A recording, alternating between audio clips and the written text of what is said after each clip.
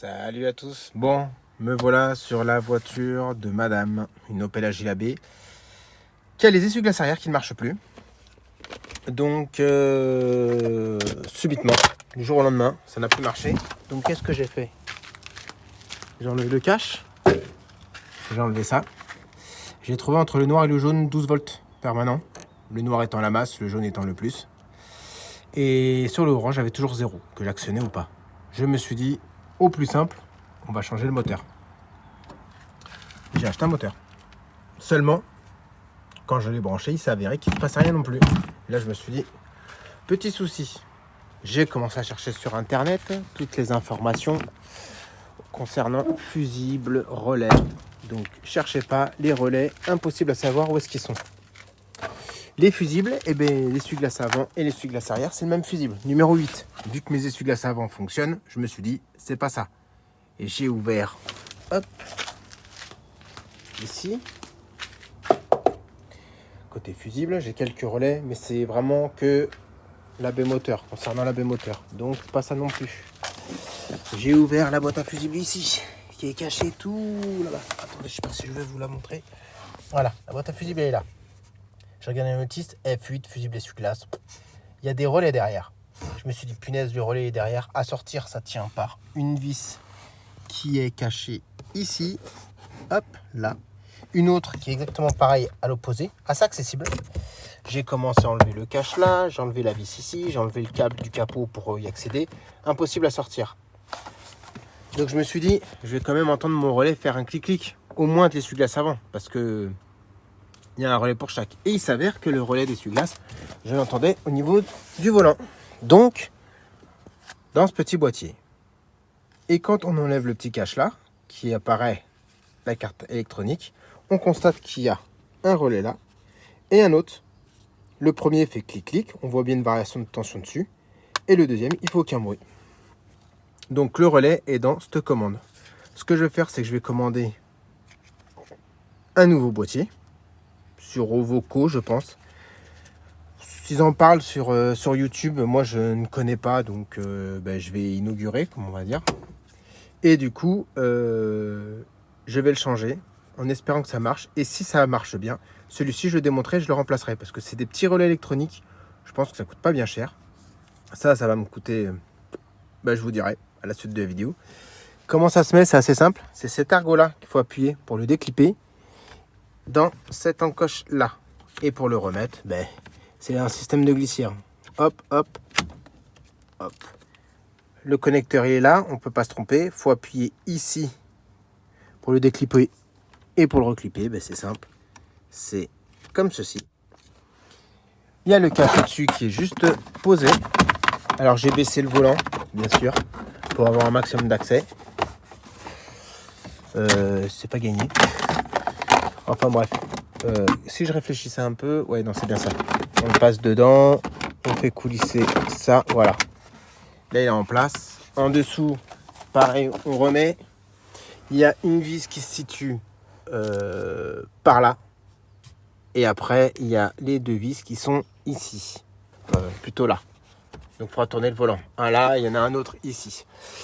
Et c'est réglé. En tout cas, je reviendrai vers vous quand j'aurai trouvé mon relais. Combien ça m'aura coûté la boîte du relais. Parce que je me dis, le souci c'est qu'on est en hiver. Si je trifouille le boîtier, le temps que je trouve le relais, madame a plus d'essuie-glace. Donc je préfère le changer, claquer 20 ou 30 balles. J'espère que c'est dans ces prix-là. Démonter celui-là tranquille, dessouder les relais, changer les deux relais, remonter, ça me fera une pièce de rechange. Voilà, c'est mon choix. Mais en tout cas, bonne galère. Donc par élimination, le fusible, le moteur. Alors le moteur, si j'avais testé les fils avant et que je me serais rendu compte qu'il n'y avait pas de variation de tension sur le fil, alors c'est pas le jaune l'autre, je me serais rendu compte que c'était pas ça. D'ailleurs, je suis en train de penser, je n'ai même pas remis le connecteur. Voilà, le fil orange. Connecteur, c'est simple. Il y a ce petit bitonio qui se met dans cette rainure là. On fait coulisser et ça rentre. Pour le ressortir, c'est pas compliqué. Il faut légèrement écarter l'ergot noir pour que ça recoulisse en tirant. C'est tout. Donc on va laisser tout ouvert. On verra bien. Et maintenant, à moi de chercher ce petit boîtier Allez, je remonte le cache, que ce soit quand même à minima propre, pour que madame puisse repartir demain avec. J'espère que ça vous aura plu. On se retrouve, vous, ce sera juste après, pour le montage et l'essai du nouveau boîtier. Salut à tous. Bon, ben voilà, me revoici sur la voiture. J'ai reçu la pièce aujourd'hui. Donc, commandé dimanche, reçu mardi. Donc, on va s'attaquer. Hop, une vis ici. Une vis qui sera cachée là, que je vais vous montrer. Et une ici. Là, voilà. Pour démonter ce cache et changer le commodo. Allez, on est parti. Voilà, donc ce qui me reste à faire maintenant, j'ai déjà démonté, c'est faire ceci. Voilà. Je pense qu'avant de le déclipser ici, je vais déjà l'essayer. Voilà.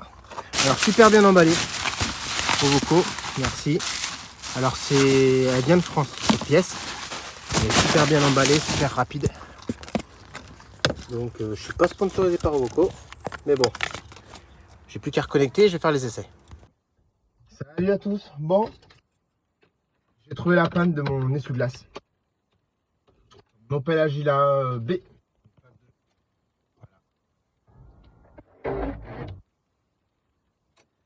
J'ai trouvé, par pur hasard, c'est avéré que mon allume-cigare ne marchait plus. J'ai donc recherché sur les plans mon allume-cigare. J'ai trouvé très facilement.